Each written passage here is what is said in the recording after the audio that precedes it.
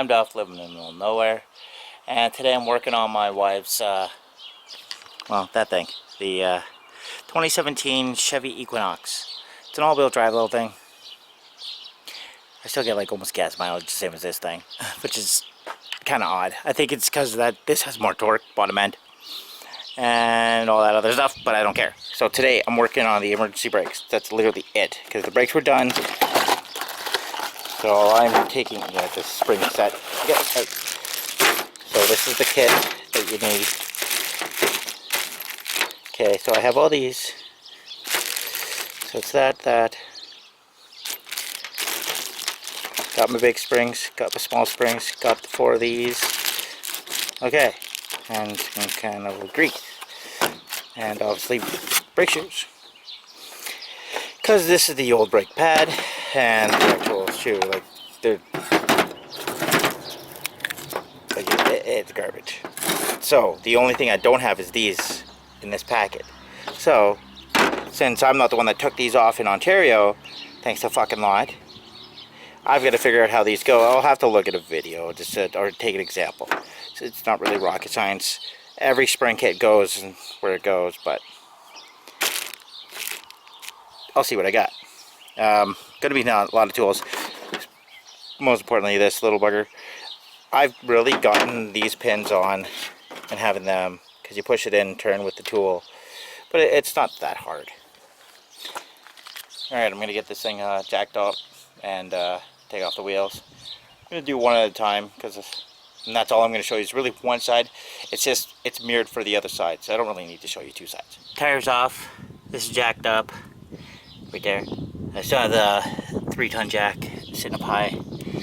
It's these bolts here and down over there. So we're taking off the ones that connect to the support, to the actual spindle, not the actual calipers to the mount, because you're gonna need it all off anyways. Gotta get underside here to get the emergency brakes off. It looks to be, let's say a 15. Yeah, 15 mil. There you go. There's 2 bolts, that's all it is. So the caliper's off. But there's this little screw here. This is a T30 Torx. Okay? That has to come off first. That's how you take off the rotor. Because obviously, I'm guessing because it's just a 2-part piece. So, like, come on, the Mustang doesn't have that, it's all in one.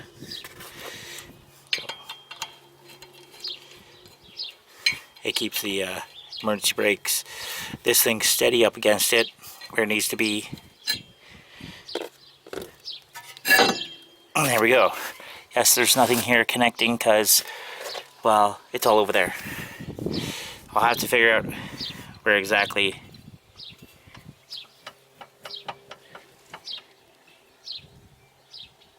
Not really much play. These are brand new. Obviously, I'll clean these out because they've never been used. The insides, obviously. Because any dirt that will mess it up on the initial. Because these rotors and these wheel bearings got changed in Ontario, but they found out that the emergency brakes were not done, and well, she had to get the hell out of that fucking province before they went lockdown. So I'm stuck doing it. I'm hoping there's no other parts missing, otherwise I'm gonna lose my shit. Let's get at this. Okay, Whiny McWines, that's the child. Here, you're not gonna really see her face. I blurred that out. Okay, so here's your axle nut, 36 mil. It's supposed to be 157 foot-pounds of torque. Well, when you turn this, you can constantly turn that, okay? I can't do it by hand like that, but when you're trying to put 157 pounds of torque, it doesn't go. I had to put that 3/4 inch pipe that's sitting there, on the angle, and wedge it in between 2 bolts. For anybody else that has like a second mechanic, yeah, to tighten that, honestly, it's pretty fucking simple. You put the foot on the goddamn brakes, but you have to have a tire off. It's not hard. The guy that did this there didn't even fucking try, and I was able to unloosen it because I thought I had to take this wheel bearing off to get to the plate, that little thing down there. Okay, I got that through. It was just a little finessing.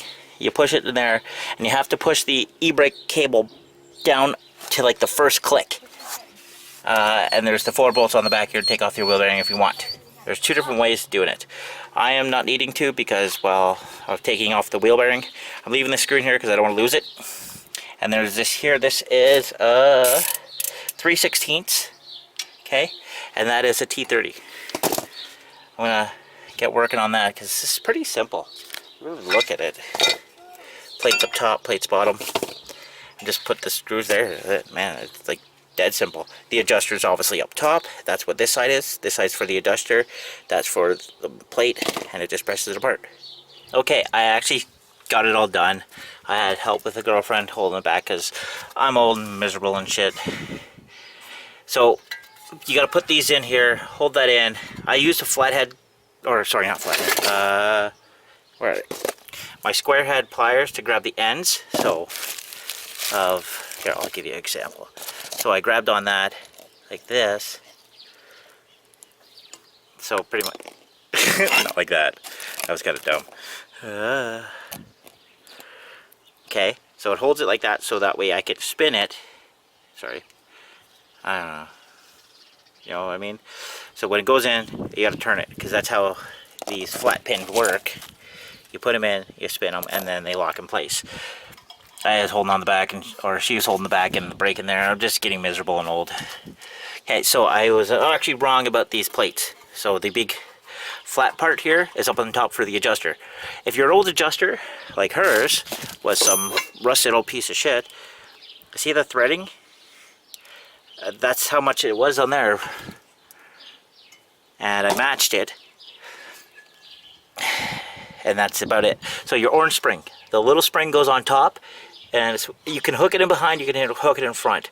Preferably you do it in behind, because it's less shit in the way of this. On the back side, on the bottom there, because yeah, I don't think there's much room back there, but you probably could, to also put the spring on the back side. I put it on the front side because it's just, I really don't care right now, and I have little actual time to get to Cairo. And that could go on the back side, but I had to take my needle nose vice grips, take those on after pushing it in and clipping it in. It's a real pain. It's like all springs, they tend to be like that. And then you have your set screw, which is that has to match up to that. I've already adjusted it. So to adjust it, you literally just bring this underneath. You can go right under.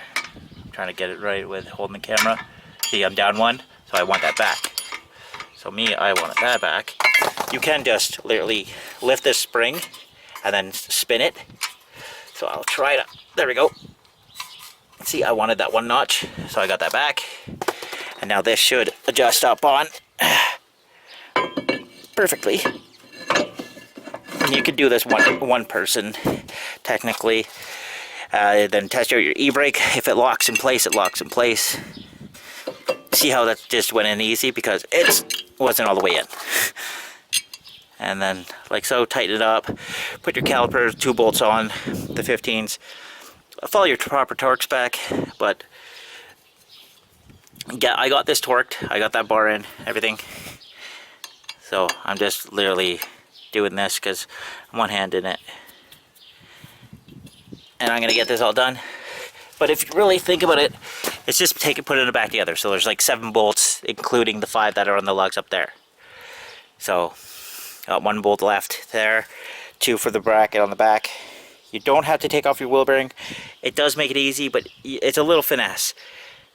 If you had pulled out your cable, I had put this thing down to the first notch, and that's where I got it into that little module, which is, here, I'll run over quick. To get that back into the hook into the module. So on the driver's side, it looks like that. Or no, sorry, that way, because the car is pointing that way. So it hooks on and pulls it. You have to try to hook it in, but I got it in, and it was a little bit of finessing it in. I'm not going to do the other side right now. We're not driving that car until fucking whenever. I don't need these pliers. All that shit just go back in there. It's the old Thunderbird. Here, give it a little look down. See, it is cut. I'm gonna try like some kind of like, it'd be like an El Camino, sorry, Ranchero Ford back end on there, so that way I can put like my motorcycle in the back. Mustang's gotta have shoes, but okay. Yeah, great, Hornet. Okay, thank you, go away. Yeah, other than that, go away, leave me the fuck alone. I don't like, I will fuck you up, man. Okay, grab my hat. Warned you, motherfucker. God damn. Alright, fuck off. Okay. I'm not allergic. The wife and kid might, well, the kid might be, but the wife is, so. But that's me, I'm Duff, live in Illinois. It's how you, or well, just that's me replacing her brake pads.